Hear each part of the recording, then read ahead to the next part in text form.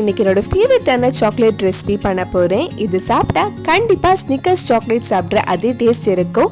இந்த டேஸ்டியான caramel peanut stuff chocolate எப்படி செய்யறதுன்னு இந்த வீடியோல பார்க்கலாம். ஃபர்ஸ்ட் சாக்லேட் மெல்ட் பண்றதுக்காக கொஞ்சம் தண்ணி சூடு பண்ண வச்சிருக்கேன்.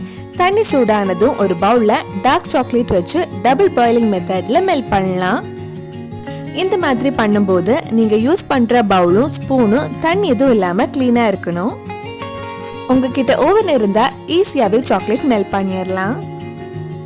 ஃபர்ஸ்ட் ஸ்பூன் யூஸ் பண்ணி மிக்ஸ் பண்ண வேண்டாம். லோ ஃப்ளேம்ல கொஞ்ச நேரம் சாக்லேட் மெல்ட் ஆனதுக்கு அப்புறம் நீங்க மிக்ஸ் பண்ணா போதும். சாக்லேட் இந்த மாதிரி ஒரு கன்சிஸ்டன்சில மெல்ட் பண்ணி எடுக்கணும். இப்ப பேப்பர் கப்ஸ்ல நம்ம மெல்ட் பண்ண சாக்லேட் யூஸ் பண்ணி ஒரு லேயர் பண்ண போறேன். இந்த மாதிரி சாக்லேட் எல்லா சைடும் ஸ்ப்ரெட் பண்ணி விட்டுக்கோங்க. இந்த மாதிரி 2-3 கப்ஸ் ரெடி பண்ணலாம். ரெடி பண்ணதுக்கு அப்புறம் இது ஃப்ரீசர்ல 5 to 10 நிமிஷம் வச்சிருங்க.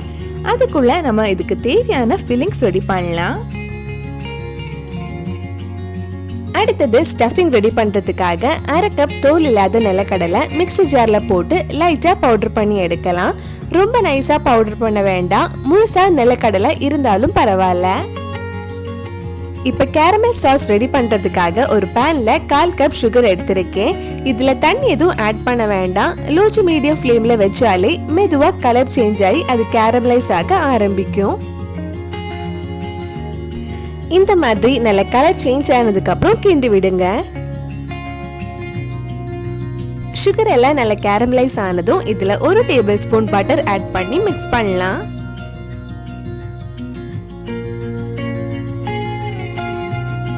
பட்டர் மெல்ட் ஆனதும் இதுல 1/4 கப் ஃப்ரெஷ் கிரீம் ஆட் பண்ணி மிக்ஸ் பண்ணா நம்ம டேஸ்டியான கேரமல் சாஸ் ரெடி ஆயிடும். லோ ஃப்ளேம்லயே வச்சுக்கோங்க.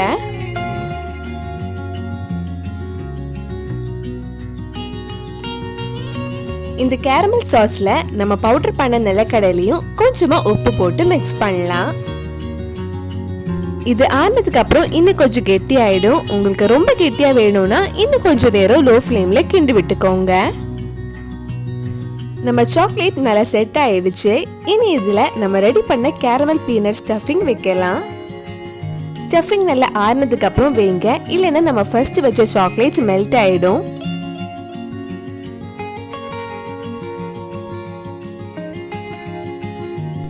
ஸ்டஃபிங் எல்லாம் வச்சதுக்கு அப்புறம் மறுபடியும் இதுக்கு மேல ஒரு லேயர் நம்ம மெல்ட் பண்ண சாக்லேட் ஆட் பண்ணலாம்.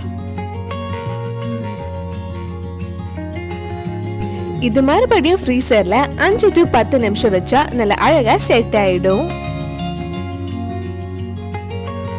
பிளேட்டிங் பண்றதுக்காக ஒரு லேயர் நம்ம பவுடர் பண்ண நிலக்கடலையும் ஒரு லேயர் கொக்கோ பவுடரும் ஆட் பண்றேன்.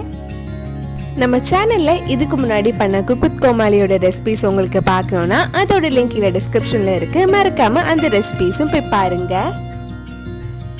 நம்ம சாக்லேட் சூப்பரா செட் ஆயிருக்கு. இனி இந்த பேப்பர் ரிமூவ் பண்ணதுக்கு அப்புறம் சர்வ் பண்ண வேண்டியதுதான். டேஸ்டியான caramel peanut stuff chocolate ready ஆயிடுச்சு. இது சாப்பிட்றதுக்கு அப்படியே ஸ்னிக்கர் சாப்பிட்ற மாதிரியே இருக்கும். கண்டிப்பா நீங்களும் இந்த சாக்லேட் ரெசிபி உங்க வீட்டுல செஞ்சு பாருங்க. பிடிச்சிருந்தா இந்த வீடியோவை லைக் பண்ணுங்க, உங்க ஃப்ரெண்ட்ஸ் அண்ட் ஃபேமிலிக்கு ஷேர் பண்ணுங்க. வேற நல்லா குக் வித் கோமாளி ரெசிபிஸ் நம்ம சேனல்ல ட்ரை பண்ணலான்னு கமெண்ட் பாக்ஸ்ல சொல்லுங்க. நீங்க இன்னும் என்னோட சேனலை சப்ஸ்கிரைப் பண்ணலைன்னா மறக்காம சேனலையும் சப்ஸ்கிரைப் பண்ணுங்க. கூடவே அந்த பெல் ஐக்கனையும் பிரஸ் பண்ணா நான் புது வீடியோ போட்ட உடனே உங்க போனுக்கு நோட்டிபிகேஷன் வந்துடும்.